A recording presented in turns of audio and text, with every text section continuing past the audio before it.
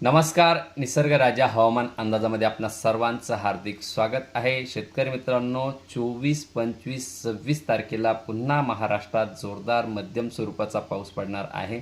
तसेच पुन्हा 29, 30, 31 तारीख 1-2 तारखेला सुद्धा मध्यम ते जोरदार स्वरूपाचा पाऊस पडणार आहे.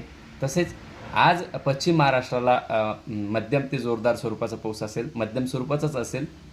उद्याकडं पश्चिम महाराष्ट्राला पावसाचा जोर वाढणार आहे.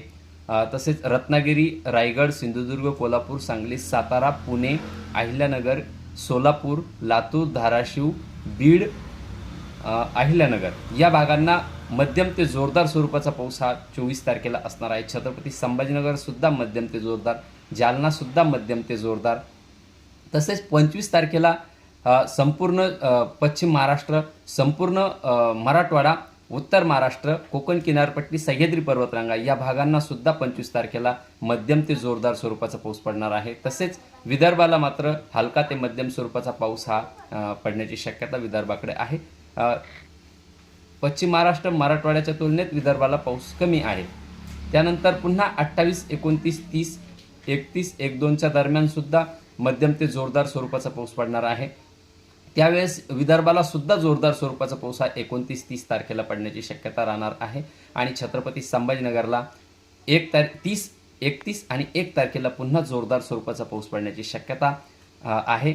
सध्याच्या कंडिशनला आज हा पश्चिम महाराष्ट्राकडं हलका ते मध्यम स्वरूपाचा पाऊस राहील, तर उत्तर महाराष्ट्र, छत्रपती संभाजीनगर, मराठवाडा तुरळक ठिकाणी भाग बदलत आज पाऊस राहील. तसेच उद्याकडं 24 आणि 25, 26 या 3 दिवसात छत्रपती संभाजीनगरच्या सर्व तालुक्यांना, सर्व गावांना हा पाऊस येणार आहे. मागील 2 दिवसांमध्ये भाग बदलत मेघगर्जनेसह पाऊस झाला, पण प्रत्येक गावाला झाला नाही. काही भागांना हलक्या स्वरूपाचा पाऊस झालेला आहे. तसेच यावेळेस मात्र प्रत्येक गावाला हा पाऊस होणार आहे.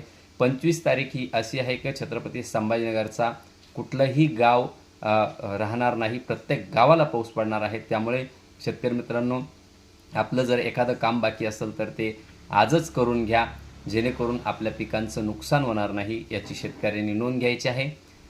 त्यानंतर 29, 30ला सुद्धा पावसाचा, 31ला सुद्धा पावसाचा जोर हा जास्त असणार आहे. त्यामुळे सध्याच्या कंडिशनला रोपं टाकण्याची घाई करू नका. 2 तारखेनंतर आपल्याला रोपं टाकायचे आहे. या आधीचे जे रोपं टाकले ते पूर्ण जळालेले आहेत आणि मध्यंतरी एक थंड काळ गेला, त्यावेळेस ज्यांनी रोपं टाकले त्यांचेच रोप सध्या सक्सेस झालेले आहे. पण आता ह्या 8 ते 10 दिवस अजून पावसाचा जोर हा छत्रपती संभाजीनगर व महाराष्ट्रात कायम आहे. धन्यवाद.